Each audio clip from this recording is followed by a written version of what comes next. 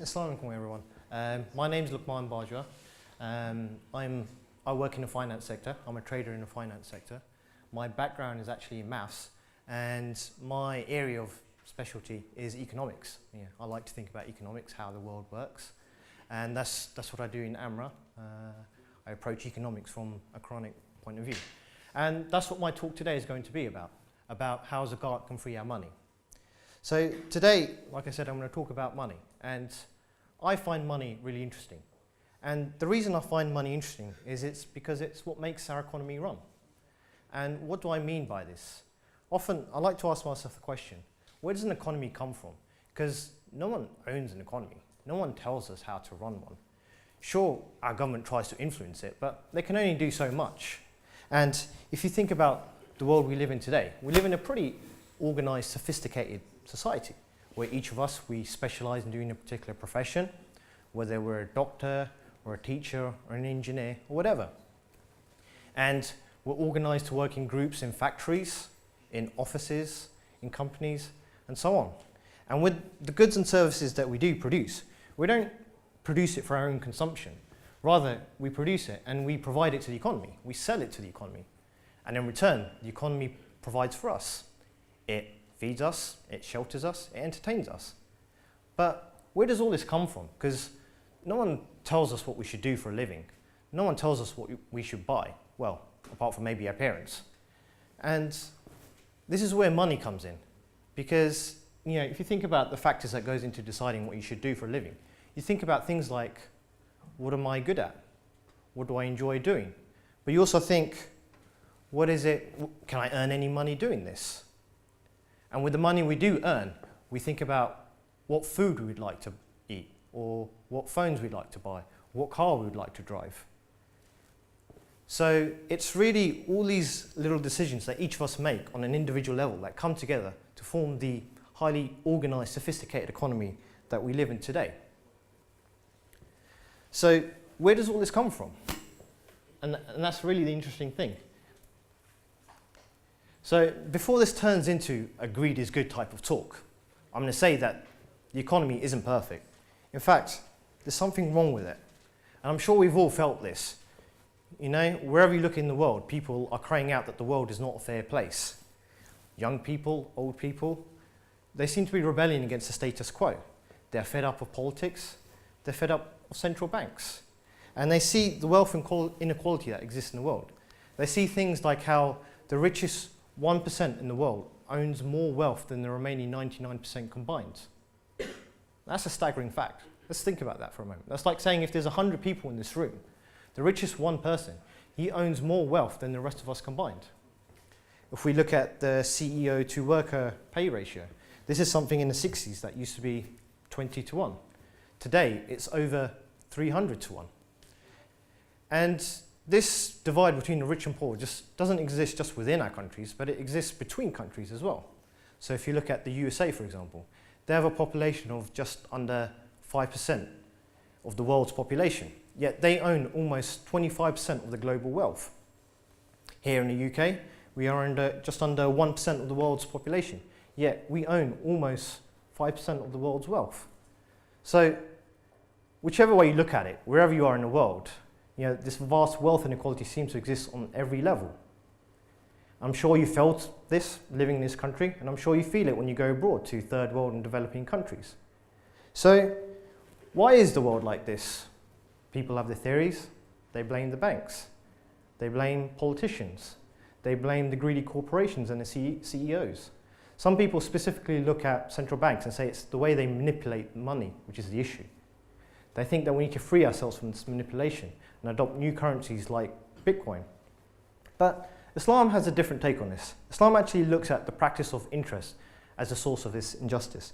And we see this in the following verse, where Allah says, "O ye who believe, fear Allah and relinquish what remains of interest, if you are believers.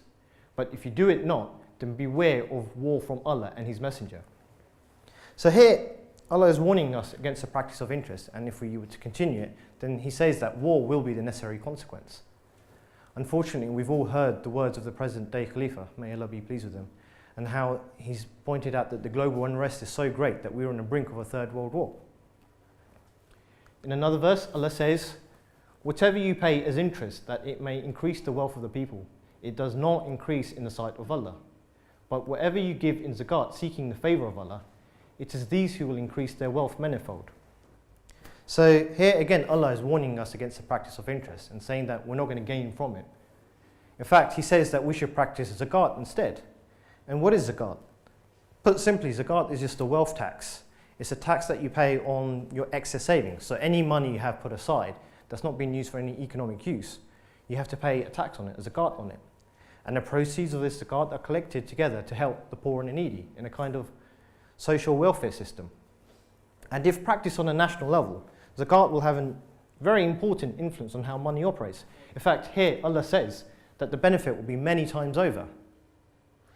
Now, if you speak to any economists about this idea, they'll say it's a crazy idea to imagine a world without interest. And to see their point of view, I'm going to ask for 2 volunteers from the audience. So can I have a show of hands for some volunteers from the audience? All right, can I have these 2 people here, maybe?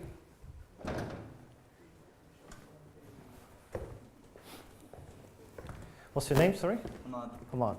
Thank you. And your name? Osama. Osama.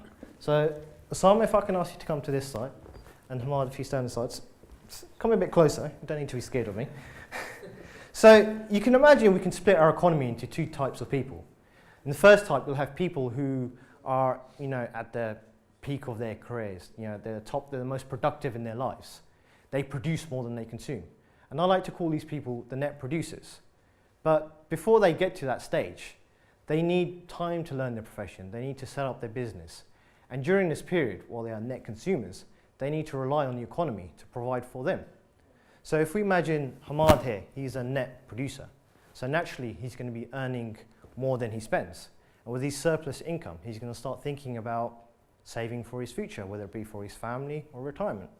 And Osama here, so he's not quite there yet. So he needs to think about, he may be studying at university or thinking about what business to set up. So if we leave things as they are, you can imagine that the net producers here, they'll start saving money. And when they save money, they'll slowly take all the money out of circulation until there's nothing left. And for people like Osama here, they won't be able to get their hands on any money because he's not earning yet. So we need to think of a way of get this excess money that people like Hamad has into the hands of Osama here. And the way we do this today is we tell Hamad, rather than save your money under the mattress, why don't you deposit your money into a bank and earn interest on it? And in return, the bank in the middle will lend this money out to people like Osama, for example. So this is how, through a simple mechanism, we can get the money from the people who have it to the people who need it. And for this to work, we need to have an incentive for people like Hamad to deposit his money in the bank.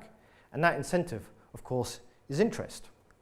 Now, the key part of all this is you need to have circulation of money for this to happen. And you need interest in lending to achieve this. When lending does slow down, as was the case with the recent financial crisis, you get what is called a credit crunch. And this is where there doesn't seem to be enough money in the system, where the businesses are starved of the cash that they need for their day-to-day business. And this is where central banks step in to do whatever they can to boost lending, to make sure that credit is always flowing. Now, here you get a hint of where the problem lies, because not only is it the banks and the wealthy few in the middle who make all the decisions on who we should lend our money to, but also the odds are stacked in their favour, so that they're always protected. Because if we have a recession in the system, you can see that the first people that get hit are the borrowers. They get wiped out first. And typically they'll need to sell off whatever business they've started or whatever venture they've started to pay off their debts. But the bank and the lenders, we need to protect them because we need to protect the circulation of money. We cannot afford to let the lenders get wiped out, so the banks need to be protected. And we've seen this with the numerous bank bailouts. So not only is it that we need to protect the bank and the wealthy few from this, but they also get to dictate the direction of our economy. And we pride ourselves in the democracy we live in this country. But when it comes to our economy, we seem to step aside to let the wealthy few dictate everything. Now, Zakat changes all this. So if we go back to our original example, where Hamad has all his surplus income, now he has 2 choices. He can either save, as before, but this time he's going to have to pay Zakat on it. And this money goes then to help the poor and the needy. But if you imagine he's saving for retirement and he pays zakat on it every year, pretty soon he'll be left with not a lot of money for his retirement. So as an alternative, what he might choose to do is invest all his money into someone like Osama here. So whichever choice he makes, the money circulates back into the system to those who need it.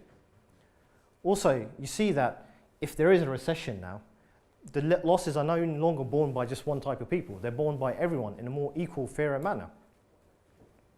And also, we're not enslaved to protect the lenders in the middle because, well, lending doesn't exist. Credit crunches don't happen because, well, credit doesn't exist. So at this stage, I'll say Jazakallah to my volunteers and I'll let you go back to your seats. Jazakallah. So this is really a new way to think about money. So no longer are we letting the banks and the wealthy few dictate the direction of our economy. Rather, we're going to let innovation and enterprise drive it.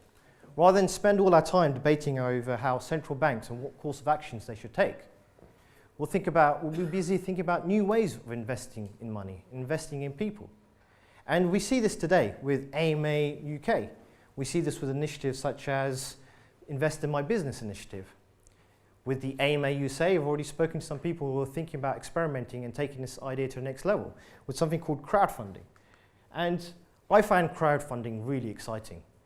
People are talking about this being the next big thing. And the reason I find it exciting because it allows people, normal people like you and me, to have a bigger say in our economy. It kind of democratizes our economy in a way, you can say. And things like this can only truly flourish in a zakat-based economy. Now, of course, zakat isn't anything new. Previous Islamic civilizations have practiced it and flourished under it as well. But we don't see any modern Muslim economy really practice it in a modern economy setting. So I don't know about you, but I'm really excited to see what it would look like in a modern economy setting and see how Allah's promise of our wealth increasing many times over will come true. Jazakallah.